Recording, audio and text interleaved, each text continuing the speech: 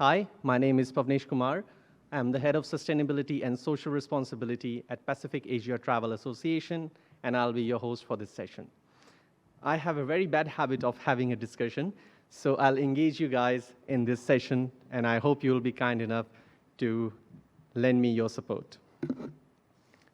As ecotourism gains popularity and climate change concerns grow, the urgency to move towards Ecotourism 2.0 and net zero emissions is clear. Our panel of experts and policymakers will share valuable insights on promoting sustainable tourism practices. Now, I have 3 questions for you before we start. How many of you today took a 4-hour or less flight to reach here? Please raise your hands. Okay, there are a few hands. All right. How many of you took a flight that was more than 4 hours? Okay, still a few. And how many of you arrived here a couple of years ago and never left? All right, no one. But great going. Thanks. So during this discussion, we will examine the role of technology, innovation, and collaboration in supporting the transition to net zero tourism, and discuss the potential economic, social, and environmental benefits of Ecotourism 2.0. Now, again, I'm back to my questions because the habit of discussion. How many times you travel to a destination and you feel you have found a home beyond home? So please raise your hands if you ever had that feeling when you travel. So it's a lot of people that feel the same way, right? And how many times you have felt that over the years you have been going there, it keeps on evolving. It never ceases to amaze you, never ceases to surprise you. How many have felt that way? Perfect. And now the last bit of this question is, how many times you have felt that it would be really great if these destinations remain as beautiful as it was the first time you've been there? So that's the majority vote. Perfect. So we have structured this discussion, this session, this panel to encourage audience engagement, right? Whether online or in person, this session aims to provide actionable takeaways that can be applied across various fields. And we hope that by the end of this session, you will not only have a deeper understanding of the challenges and opportunities in promoting sustainable tourism, but also be inspired by the innovative solutions and best practices to accelerate achieving net zero emissions. Now, again, back to the questions. So how many times when you travel, you feel this urge, that small little guilty conscience at the back of your head that you need to do something about the carbon emissions? Raise your hands if you ever had that feeling. Right, seems like we have the right room in the right people at the same place at the same time, right? So we all feel that there is something we need to do. And more often, we try at a personal level to engage with ourselves, go into self-inspection and try to look at our actions, how we can be more sustainable. And we do so, but at the same time, that's not enough. And with that question, once again, thank you for joining us today, both in-person and virtually. We appreciate your dedication and commitment to this important cause, and we look forward to an engaging and fruitful discussion. Let us work together to shape a more sustainable and responsible future for the travel industry. Now, before I introduce our first speaker, I would like to give you a question that you don't need to answer right now, but you will have to answer by the end of the session. So pens and papers out, guys, you're going to have an exam. So the question is very simple. What do you think right now is happening in the tourism industry? What tourists are looking for? Are they looking for the regular destinations with the regular hotels, or they are looking forward to more sustainable options, right? So that's the question to bear in mind. I will be asking you the answer or your response at the end of it. So it is my pleasure to introduce our esteemed speaker, With over 25 years of experience, she is a driving force in social entrepreneurship, impact philanthropy, and corporate social impact. Currently, she works with Visa's Asia Pacific business to develop and execute its impact and sustainability strategy. She also serves on the board of innovative nonprofit startups in Singapore. We are honored to have her share the wealth of her knowledge with us today. Ladies and gentlemen, please welcome Patsian Lau. Thank you for having me here today, and I'm very glad to be here to share some perspectives, my distinguished panelists, as well as other friends that are in the audience. Ladies and gentlemen, I'm here to speak about a very important sector for ASEAN, and that is the tourism and travel sector. Not only because of its economic contributions to our markets, but also its important role in achieving our common net zero goals. Before we start our panel session, I would like to share a perspective of how the sustainable tourism and travel opportunities look like and what early steps are already being taken in the industry.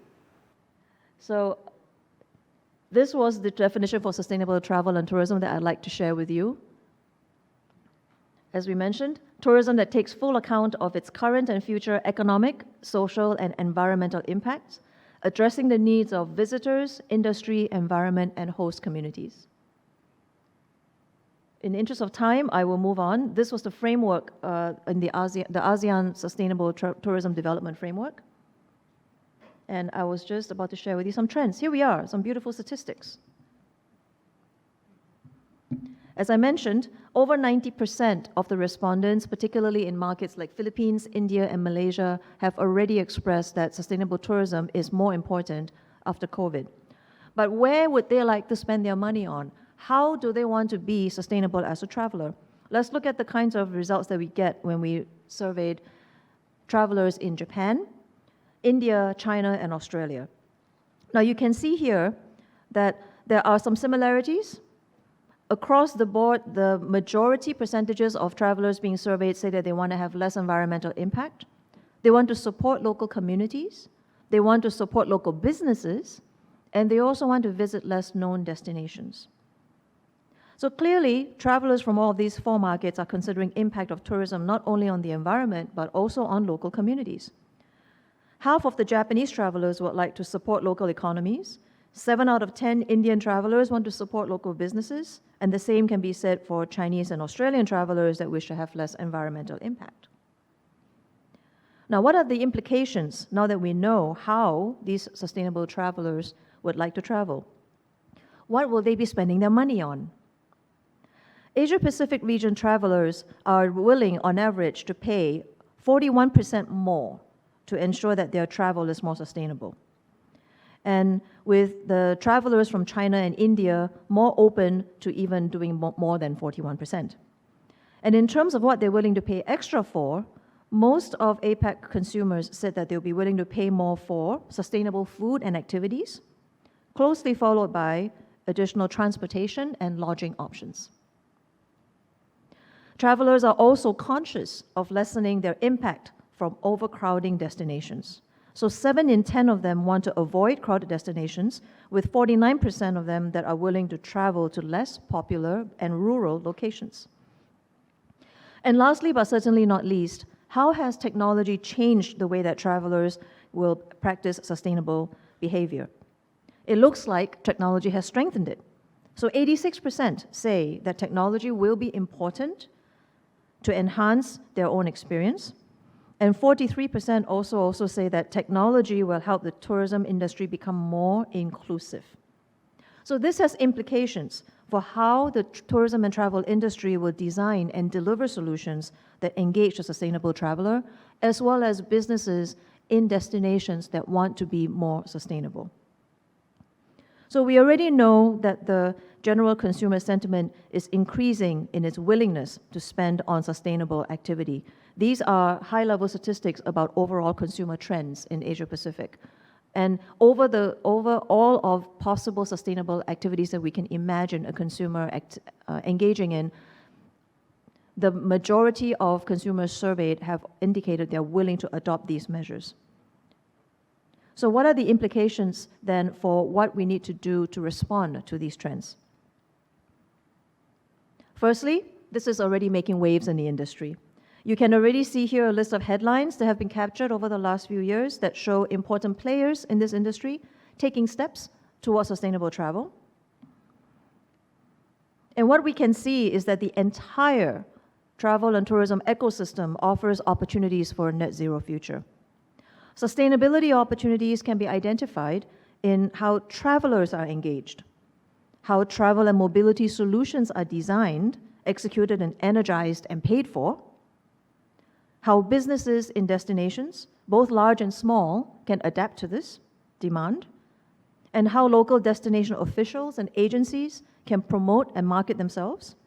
And lastly, the kind of cohesive industry voices that can champion a stronger traveler movement towards sustainability. We know that many destinations in this region have already embraced the opportunities behind sustainable tourism, starting with Japan, Singapore, Philippines, Thailand, and many, many more, including a wonderful and beautiful Indonesia. So Visa, for example, had just launched a special cards benefit program that showcases sustainable travel opportunities to cardholders in Taiwan. And likewise, we have partnered with PATA, Pacific Asia Travel Association, to run digital empowerment programs for MSMEs and informal workers in the travel industry in Southeast Asia. There are many other examples globally for how Visa and other companies like us are already advancing sustainable tourism and travel, ranging from easing the usage by travelers in mass transit and electric vehicles through digital payments, sustainable travel inspiration content programs like Down to Earth with Zac Efron, which is now available on Netflix, airline and sustainable aviation partnerships, and broad industry movements that we have joined around the world. So in closing, I'd like to summarize the context setting section that I was speaking to today with a few points. Firstly, that the Asian traveler is more conscious, cares for the local environment, economies, and businesses, and expects technology to play a key role in this experience. Secondly, that sustainable tourism is awakening with opportunities in the ecosystem that come from travelers' behaviors and preferences, transport and mobility options, destination management, large and small businesses in the tourism and travel industry, and industry movements. Thirdly, that sustainability of local tourism communities and MSMEs are critical not only to the visiting travelers, but also to the long-term development outlook of these communities and destinations. And last but not least, digitalization and technology are also crucial, not only for the travelers' own experiences, but to digitally uplift the local business communities so that they can engage this next generation of digitally native travelers. Thank you for your attention and also for putting up with the early technology difficulties, and I hope that this is a good start for our next panel discussion. Thank you. Ladies and gentlemen, please join me in extending our heartfelt appreciation to Patsian Lau for her insightful presentation to this session.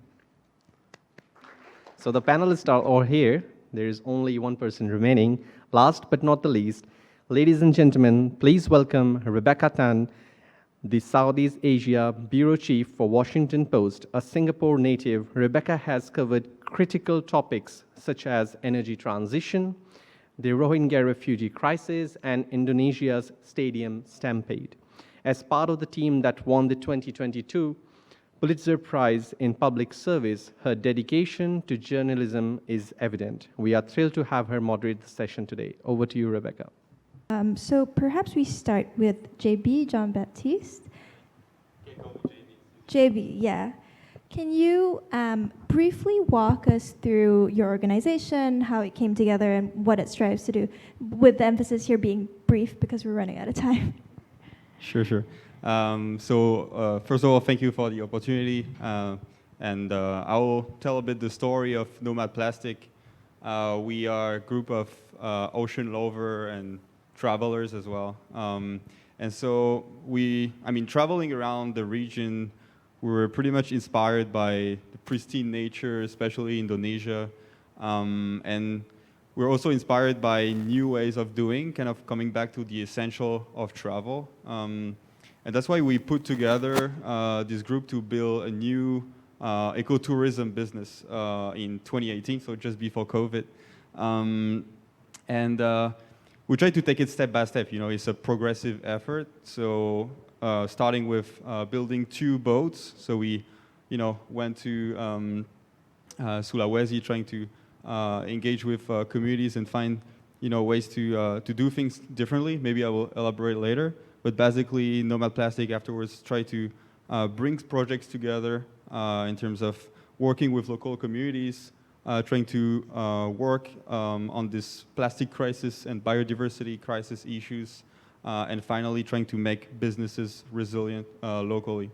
I will elaborate later. I don't want to take so much time for the introduction, but that's pretty much what we do. Great. And Stefano, I think you've been introduced as the Director General for Airports Council International Asia Pacific. Maybe talk through what that organization does specifically. So thank you. So just very quickly, we are the trade association for airport operators in Asia and the Middle East, 621 airports. We do advocacy, so we speak with policymakers. We facilitate knowledge exchange within the industry, and we also build capacity. And finally, Deshan, is that right? Right. For speaking on behalf of UNEP, an arm of the UN. The United Nations Environment Programme is really the program of the UN, which is supposed to keep the global environment under review. So a lot of our work is, if you look at the multilateral environmental agreements, a lot of it is to look at areas where it's beyond national. You come up with multilateral environmental agreements.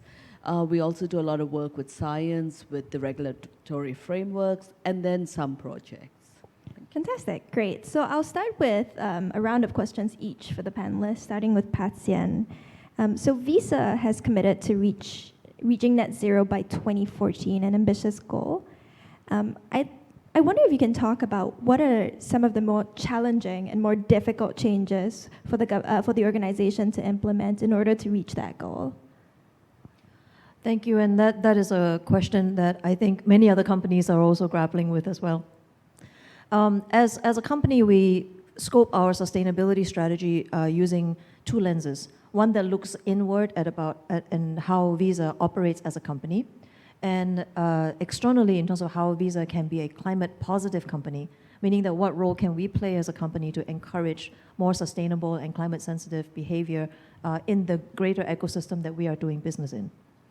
When we look at what we can do internally, many of the practices and the guidelines are relatively straightforward in terms of what we are doing for the reduction of our carbon footprint and how we are going about with offset strategies and so forth. We are already a climate neutral company today, so we are on our way towards achieving our own net zero targets, which is very optimistic and very, very positive.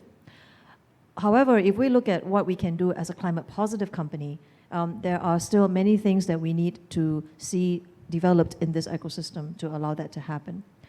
We see that there are opportunities for us to really embed and integrate the way that consumers and travelers especially are educated about and well informed about how they can travel sustainably, what are the options that are available to them, so that options like Nomad Plastics can be also available and known to many of the sustainable travelers that are out there.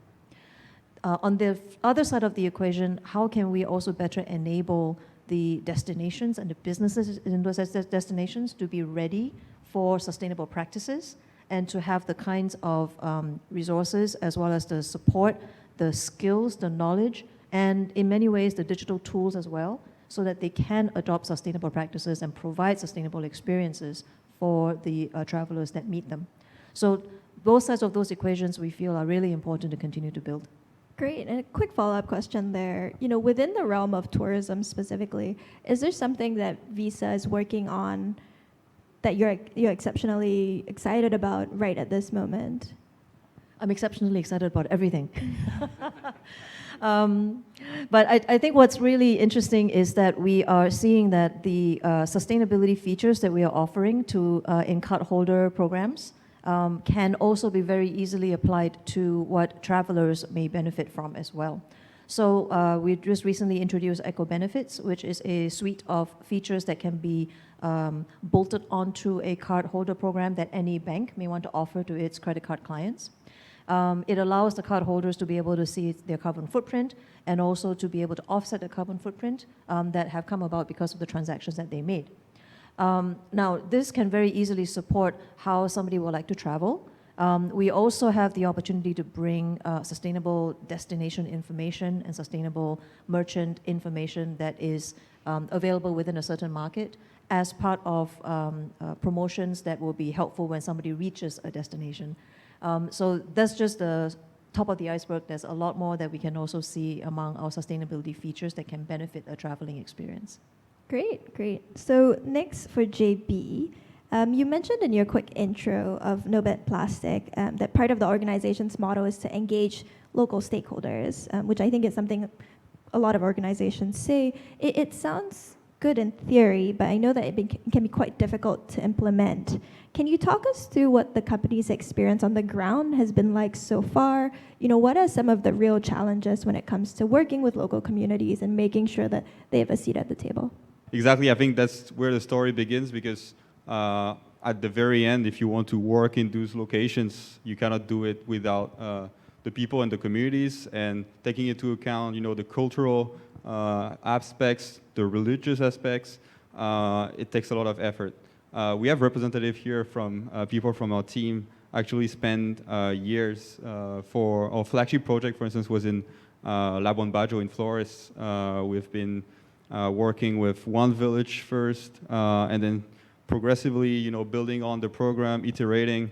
You can have ideas from everywhere in the world, but basically, in the end, the way to address the people, to connect, to engage, and make this change sustain is only going to go through the community. So pretty much our methodology is to work with some people that have the spark, you know, like we managed to find people that are starting to be a bit convinced themselves and the value of their environment. And that's how we build a network of champions. That's what we call them. And we have one village like that, and they will act as, you know, they will inspire others. All the village around, they will be like, oh, wow, the initiative is actually, you know, it's happening. They see the benefits.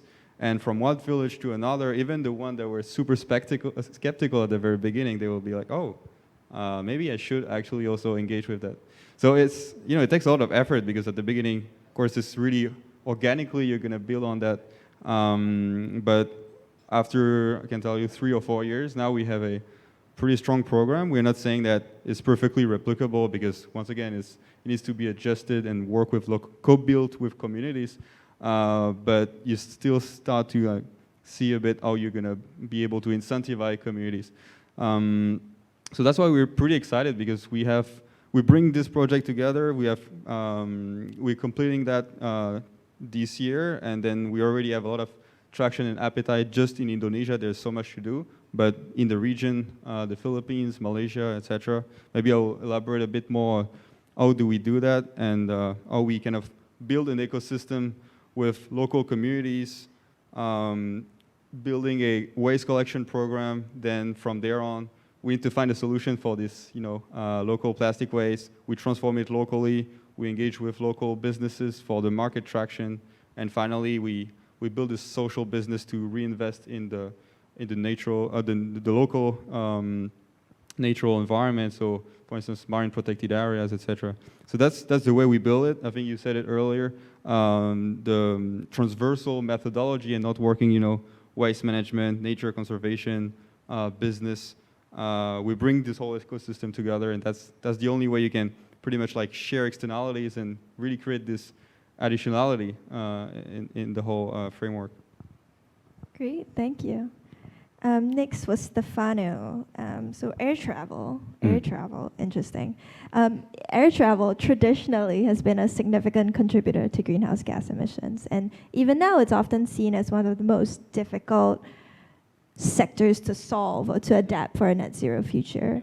Within the industry, what do you think are some of the most promising options to meaningfully cutting emissions? The promising options from a policy perspective, let me start from there, because this has been identified as one of the key risks of failure, of possible potential failure in this region, is that last year the states globally have agreed on a target.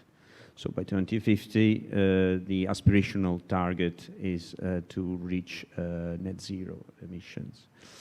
And this is, of course, important because we need a framework within which we can work as an industry, as stakeholders, in partnership with states, in partnership with also the energy sector, just to make an example, a critical one, actually.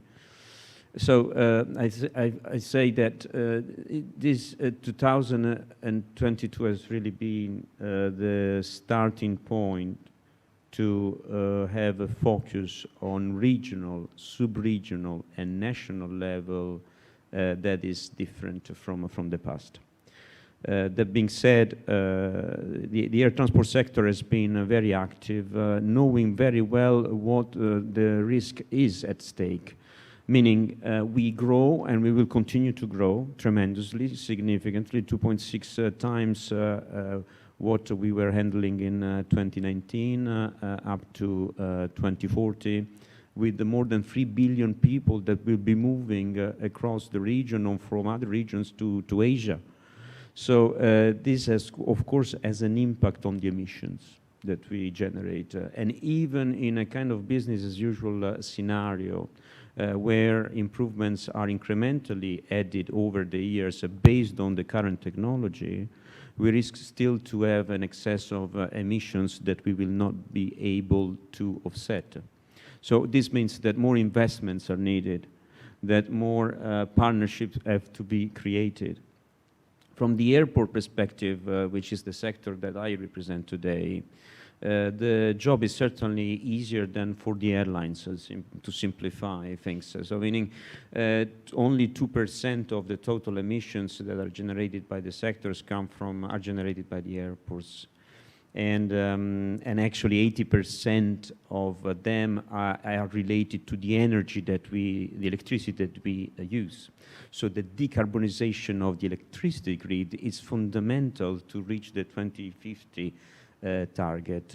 So 98% belongs to the airlines, which means that the role that airports have to play is even more important, goes well beyond this 2%. We need to be able to facilitate a dialogue with the airlines, speak the same voice with the regulators to make sure that things can be done properly. And as it has been said during the last session, we have some solutions, but not all the solutions at the moment. So just the topic of biofuels or sustainable aviation fuels is critical, because 65% of the improvements will come from counting on that resource, which is still critically a scarce resource.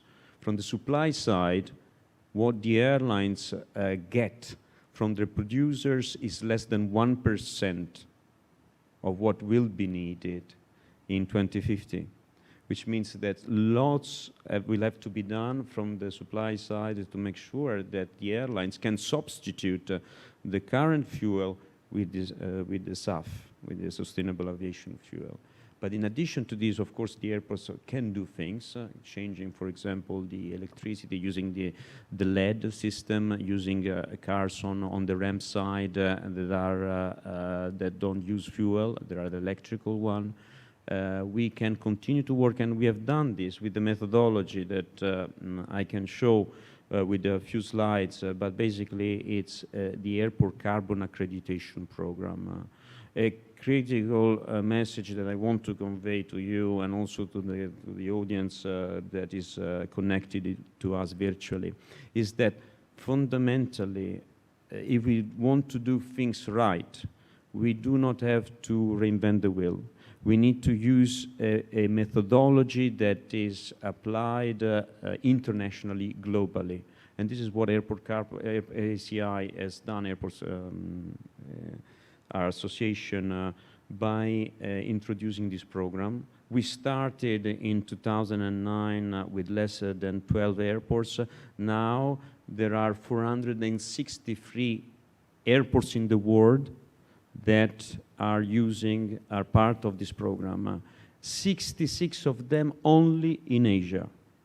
66 only in Asia, compared to more than 240 in, and we can go to the next slide, this to show up to this year, 463 certified airports to measure fundamentally, to recognize what improvements an airport has done on the ground for the projects that it can control, but also for the projects that it cannot control. So technically speaking, this is called the scope 3.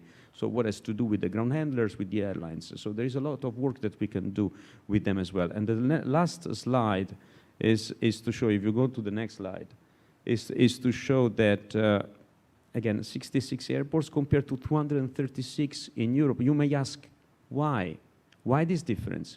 Is because the European countries can benefit on one regulator that has the competence to set the targets, to set the incentives and the sticks.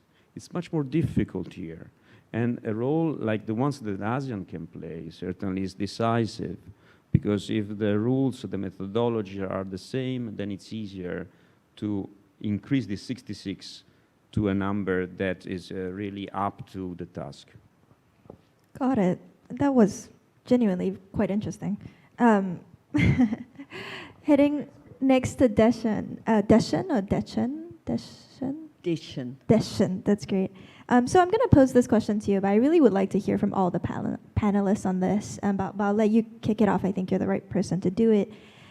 With Southeast Asia, I think it's hard to avoid the question of development, right? How is it within the tourism industry specifically? How does the region balance the need for sustainability, the drive for net zero, with the continuous need to fulfill its developmental goals, given that tourism continues to be a significant contributor to the economy of most countries here?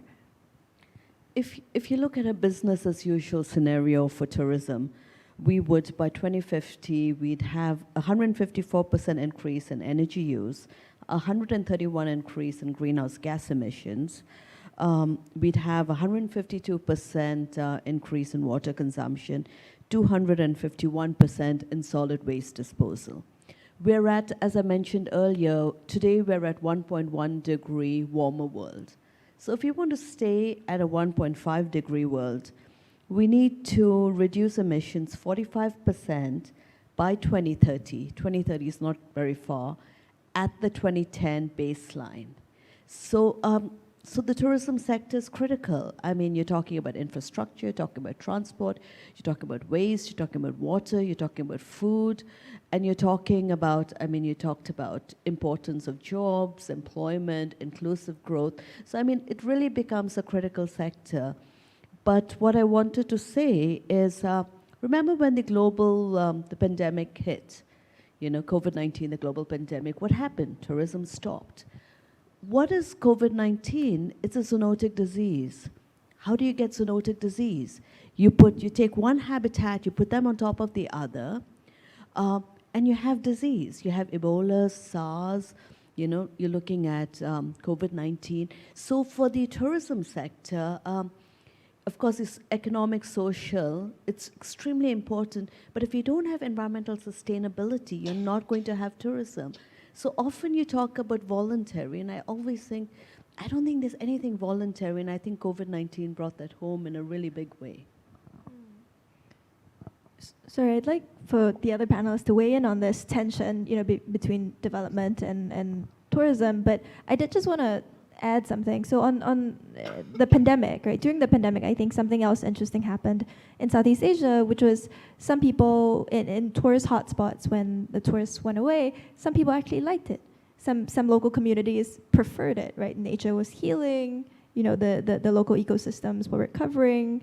how does the tourism industry respond to that feeling where all of a sudden people realize, actually, do we want a bunch of people coming to our beaches, to our jungles?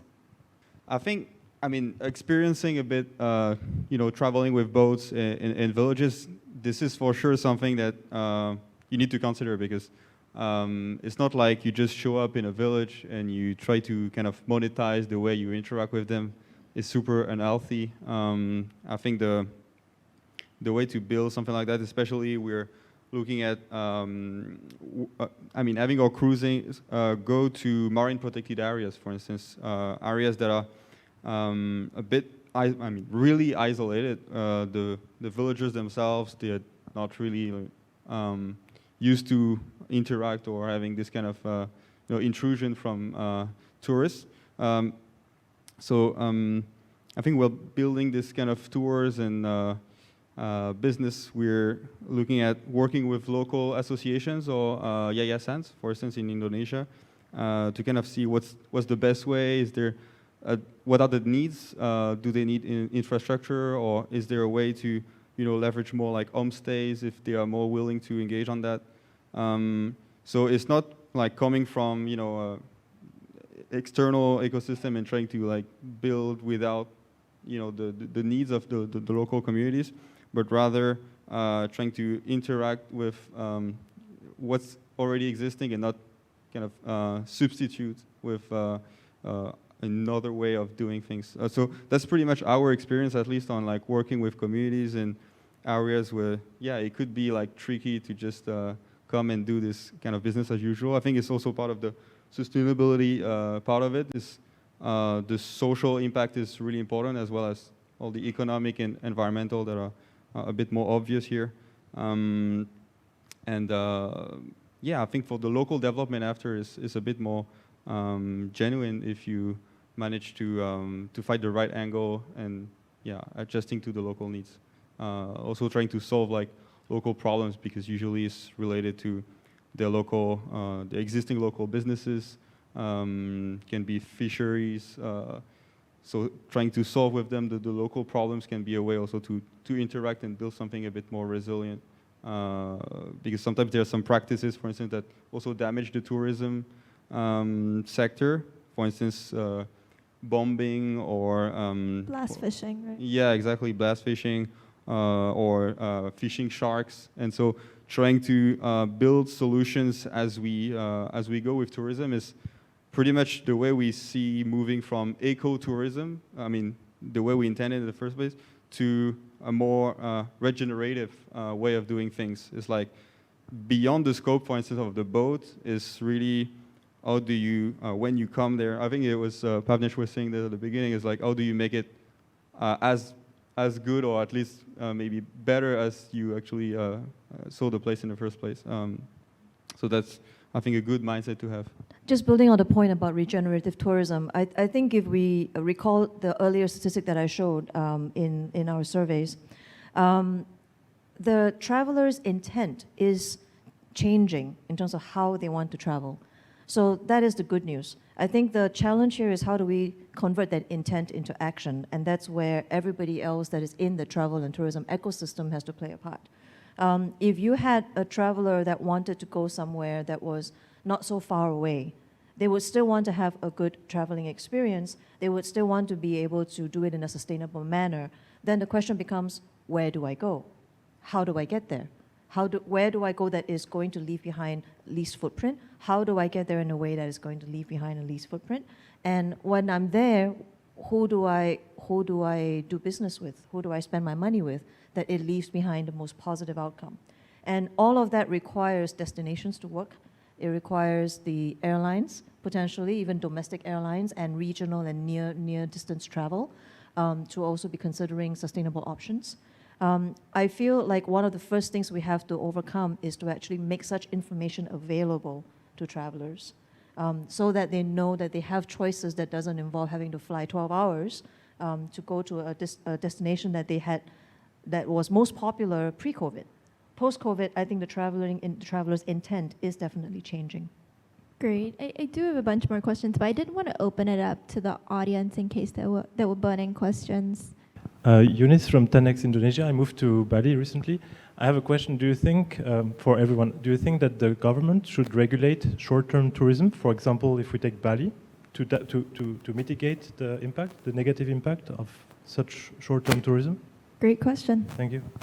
I think we have to recognize that for many destinations in this region, tourism, whether it's short-term or long-term, are very critical to their economic sustainability. So it would be, and I think Indonesia of all places is very aware of this.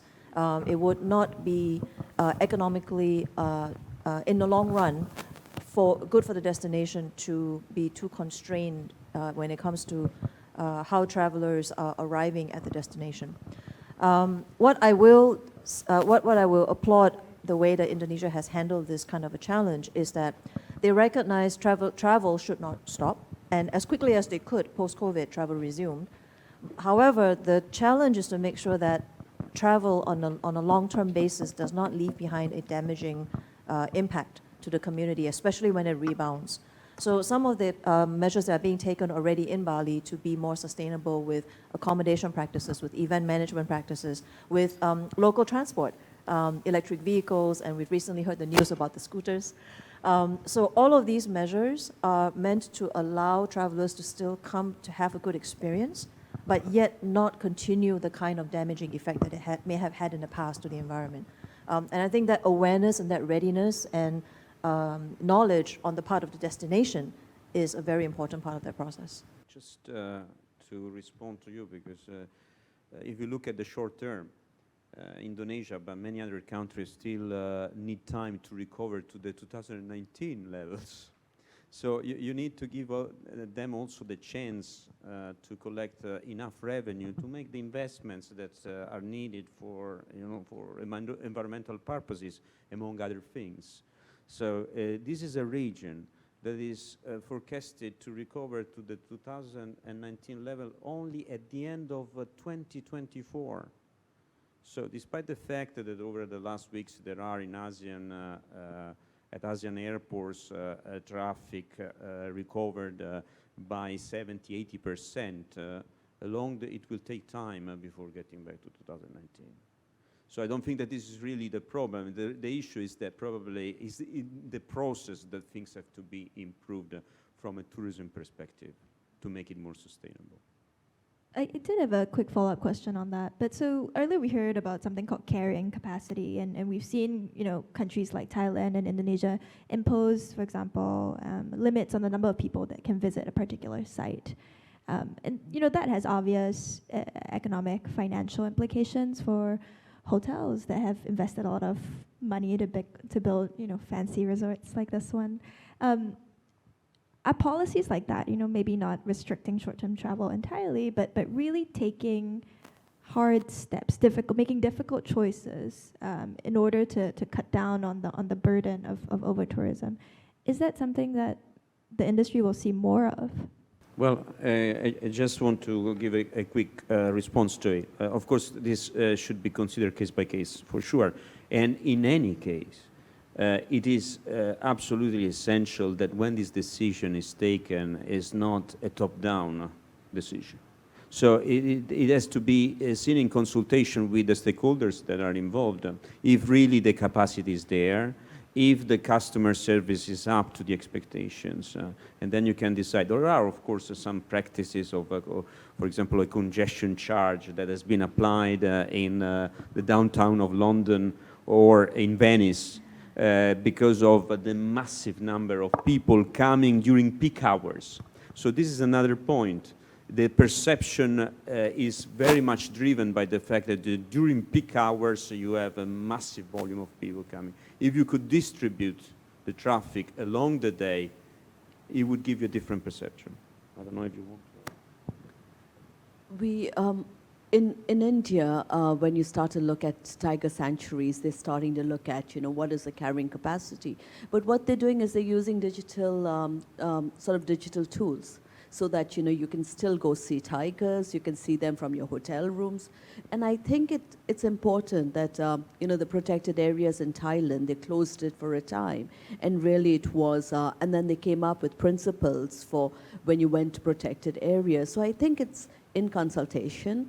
I think it's also looking at the, if it's a fragile ecosystem, you go to, conserve marine protected areas and you destroy the coral reefs, you're not going to have tourism there. So I think it really is a balance, looking at nature, looking at the protected areas, looking at the local communities.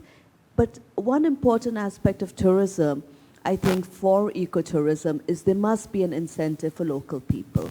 A lot of the tourism, there is no incentive for local tourism, then I think there is that reflection, how does this impact our economy? I'm Jello from the Philippines. So my question goes, given the ability of the tourism sector to educate and encourage people to be involved in environmental protection, is it one factor or incentive that we can get from that, or investment into that matter, is the aviation sector? Like, for example, Philippines is often visited by people from Western countries to appreciate the nature. Then can we consider it as investment or as input towards planting a seed to the people on how to protect the environment? Because otherwise, if they will not be able to appreciate nature, then there will be less ripple effect that we can expect towards the next generation. So with that, how can we consider that thought? Or are there any mitigating measures in order to better realize our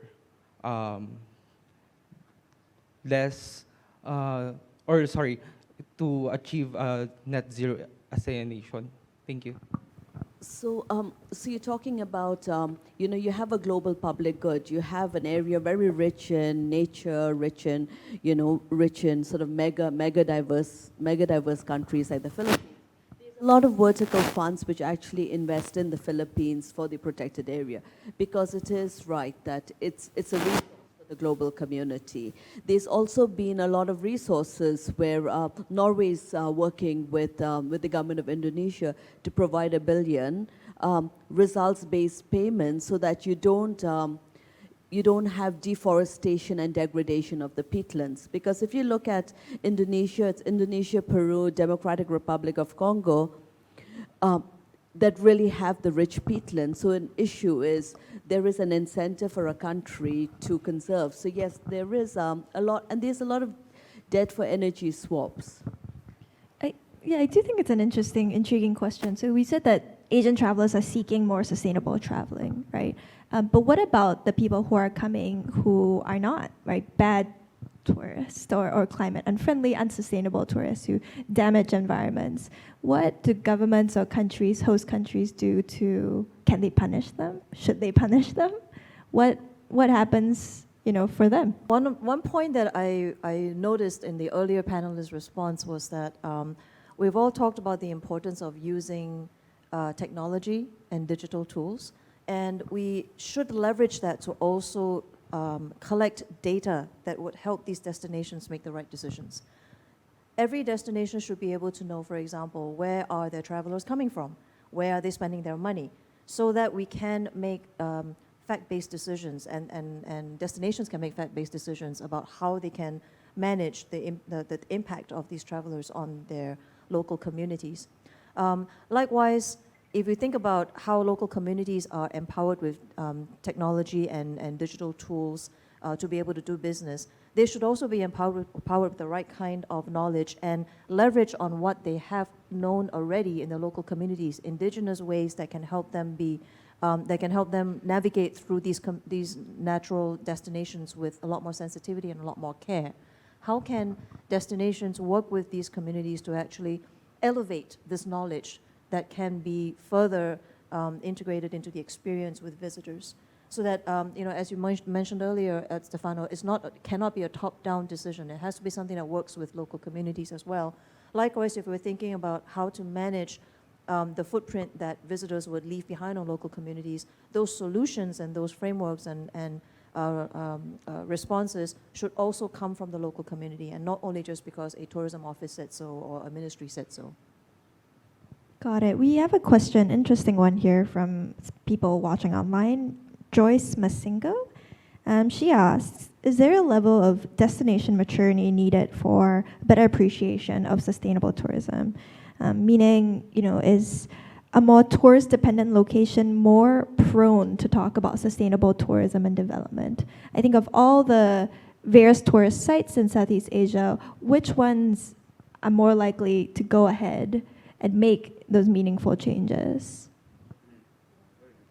It's a very good question. I mean, we are actually looking at this problem because if you think about it, at the moment, the pie is smaller and there is a huge competition to get the piece of it. The pie is smaller because, of course, as I said at the beginning, Asia reopened quite recently. From the supply side, there is no longer the same, frequency and offer from the airlines to travel and to connect. The airfares have increased, and of course, but still, destinations want to be attractive. Still, destinations want to show that they are up to a service that is different from what it was before COVID. So it is true that in a way the strategy will have to change. And sustainability is one of the key for that. The typical expectations, for example, that a by default income could come from the Chinese market is something that has been fundamentally challenged. And I would say, to some extent, for the good. Because some of the airports, for example, who are now in competition as a destination, are saying, I have to diversify my portfolio. In order to do so, I have probably to look more into the quality of the service rather than into the volumes of the people that come. So it's a very good question. Just taking another angle on, you have like existing big places for tourism as of today. But when you think about it, massive tourism, if you take the kind of opposite approach, there's a huge opportunity for decentralizing these tourism centers. I think the way we look at it, Indonesia is so huge. On the east side, there's, Flores, east of Sulawesi, Almara. You have tons of areas that are still pristine and beautiful, not so much tourism, and yet you have an opportunity to bring tourism, not too much, but to also help bring resilience, because it's not about just economic development in these regions and trying to make your mess in more places than. But I think coming back to my point is, you have practices in those areas that can be damaging the environment, and bringing tourism there can be a leverage once again to try to already move away from this massive tourism centers and discover other areas. So it's kind of taking shifting a bit from the business as usual in the existing tourism centers and trying to bring also people elsewhere. For instance, you are a new, students in university in Jakarta, and your first trip will be to Singapore or Bali. But what about going actually to see the nature not so far away? There's something to make it attractive, make it a bit more, sexy to go in, see the real nature. Because big difference between Bali and then actually in the middle of nowhere and in the Bongai Islands in Sulawesi. So, many people, even in the country, don't really know the beauty of the whole place. So I think there's also this perspective that can bring new opportunities.